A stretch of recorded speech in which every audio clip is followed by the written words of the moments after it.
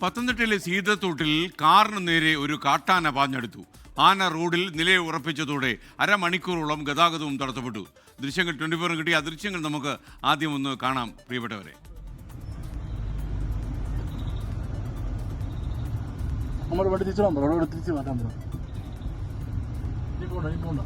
നമ്മൾ ഈ ടൂ വീലറിലൊക്കെ വണ്ടി ഓടിച്ച് വളവ് തിരിഞ്ഞ് ചെല്ലുമ്പോൾ മുമ്പിൽ ഇങ്ങനെ ഒരു ആന ഇങ്ങനെ നിൽക്കുകയായിരിക്കും. അതുകൊണ്ട് ഈ മലയോര പ്രദേശങ്ങളിലൊക്കെ വണ്ടി ഓടിക്കുന്ന ആളുകളൊക്കെ അതിൻ്റെ അടുത്തൂടെയൊക്കെ പോകുന്ന സമയത്ത് ഒന്ന് സൂക്ഷിച്ച് നോക്കണം, എന്തെങ്കിലുമൊക്കെ നിൽപ്പുണ്ടോ എന്നുള്ളത്. നടു റോഡിൽ തന്നെ നിൽക്കുക.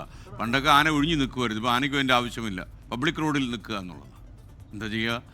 AV ജയശങ്കർ ടെലിഫോണിൽ ചേരുന്നു. ജയശങ്കർ, കുറച്ചധികം നേരം ഈ റോഡിൽ തന്നെ നിന്ന് ഗതാഗതം തടസ്സപ്പെടുത്തിയോ? ഈ പത്തനംതിട്ട സീതത്തോട് ആങ്ങമൂഴി തുലാപ്പള്ളി ലാഹർ റോഡിലാണ് ഇത്തരത്തിൽ ആന ഒരു കാറിന് നേരെ പാഞ്ഞെടുക്കുന്ന സംഭവം ഉണ്ടായത്. അല്പസമയം മുമ്പായിരുന്നു ഇത്തരത്തിലൊരു സംഭവം. ഈ കാർ യാത്രികർ വാഹനം ഓടിച്ച് ഇങ്ങനെ പോകുന്നതിനിടയിലാണ് പെട്ടെന്ന് കാട്ടാനയെ കണ്ടത്. അവർ അവിടെ ബ്രേക്ക് ഇട്ടു.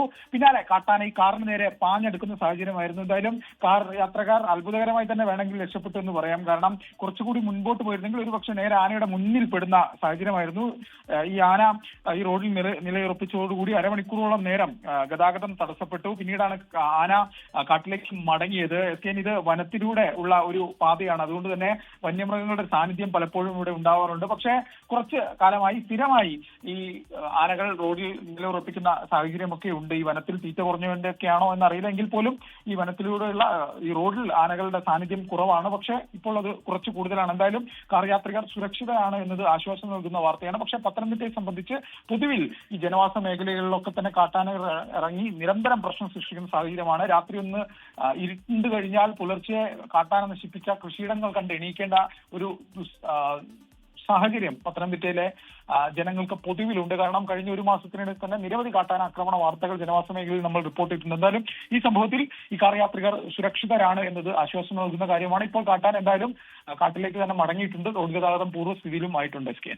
ലോകത്തെവിടെയായാലും ഏത് സമയത്തും 24 വാർത്തകളും ഓഗ്മെന്റഡ് റിയാലിറ്റി പാക്കേജുകളും എക്സ്പ്ലെയിനറുകളും വിശദമായി കാണാൻ ഞങ്ങളുടെ യൂട്യൂബ് ചാനൽ നിങ്ങൾക്ക് സബ്സ്ക്രൈബ് ചെയ്യാം.